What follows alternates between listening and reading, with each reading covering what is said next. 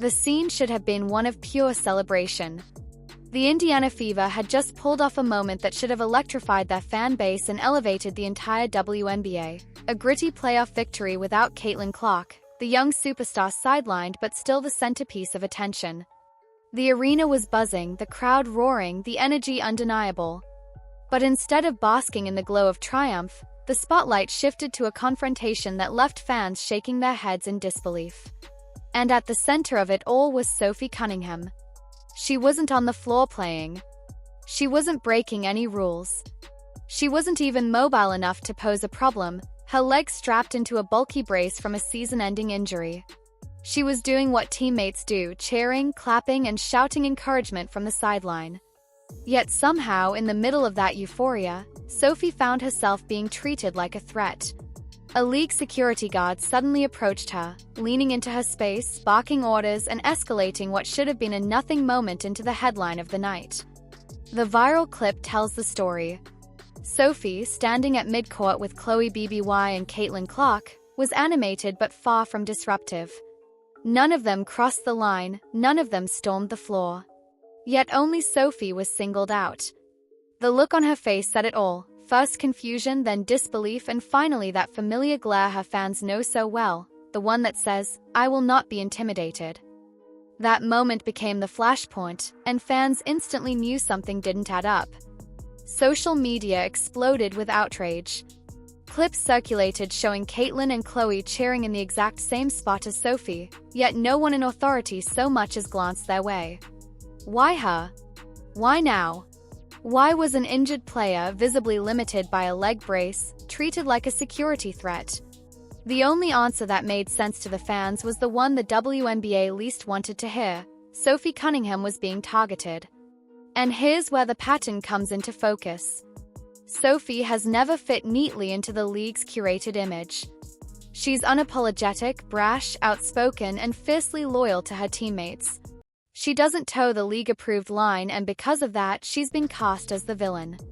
Rival fans boo her, media narratives paint her as entitled or reckless, and now even league officials seem to treat her with suspicion.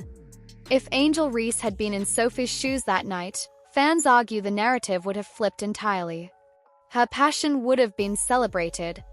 But Sophie? She was scolded like a child, and fans aren't blind to the double standard.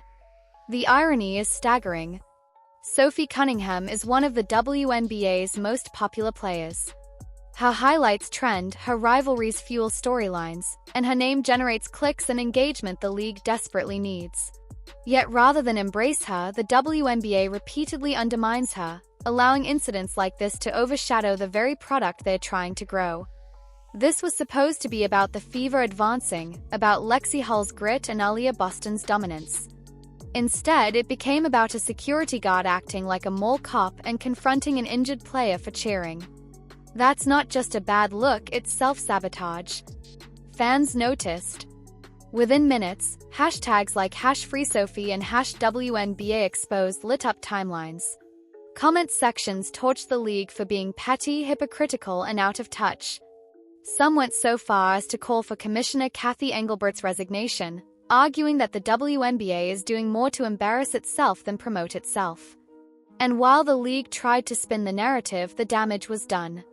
Once again, the story wasn't about basketball. It was about dysfunction. And through it all, Sophie never flinched. She didn't lash out. She didn't back down either. Her body language said it all: "I belong here and you won't silence me." That resolve only fueled her fan base, who flooded her social media with messages of support. If anything, the WNBA's attempt to minimize her only magnified her stature. Every time she's targeted, her following grows stronger, and her role as the league's lightning rod becomes more cemented. The tragedy for the league is that this keeps happening. Caitlin Clark has endured constant hard fouls and dismissive coverage. Lexi Hull has been brushed aside despite her contributions. And now Sophie, treated like a criminal for clapping too hard in a playoff win. These aren't isolated incidents, they form a pattern, one that paints the league as insecure, divided, and unable to manage its own growth. Fans who should be celebrating the Fever's playoff run are instead asking themselves why the WNBA insists on stepping on its own headlines. This wasn't about order. It wasn't about rules. It was about sending a message, and the message is clear: Sophie Cunningham is being singled out. But the league miscalculated. Because when fans see their favorites treated unfairly, they don't forget. They don't forgive. They dig in. They rally. And now, instead of quietly blending into the background during her injury, Sophie Cunningham is once again at the center of the conversation, more polarizing, more popular, and more unshakable than ever. The Fever's win should have been the story. But thanks to the league's own missteps, the story became Sophie Cunningham, villain, victim, and now, in the eyes of many, the WNBA's most unfairly targeted star. And that's not just drama. That's a crisis of credibility. What do you think? Was Sophie targeted because of who she is, or was this just another case of WNBA incompetence?